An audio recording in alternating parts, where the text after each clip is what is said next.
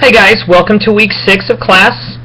Hey, this is your last week before the midterm exam, and I just want to make known to you that there is a study guide that is posted up online for you. It's in the course information tab. Please check that out and use it to help you out.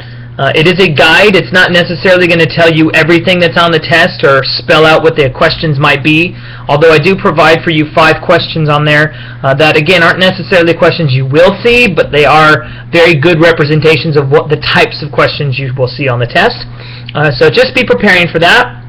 This week we're going to be looking at the era, or rather the decade, of the 1920s, which is a really unique period of history because it's a time of major social and cultural changes. And in fact, you're going to see this through the rise of the new woman and the new morality and these flappers and their sexual expressions. You're going to see mass culture and mass production boom during the 1920s.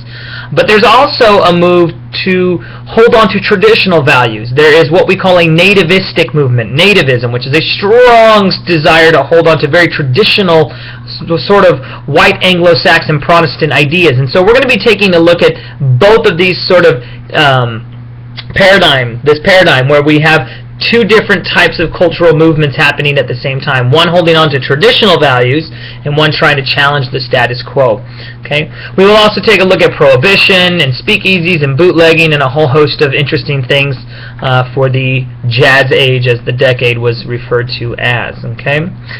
This week, of course, there is some reading you need to do, a lecture listen to, a couple videos you'll have to watch, and then, of course, you have the discussion board to upload. So make sure that you get all that in.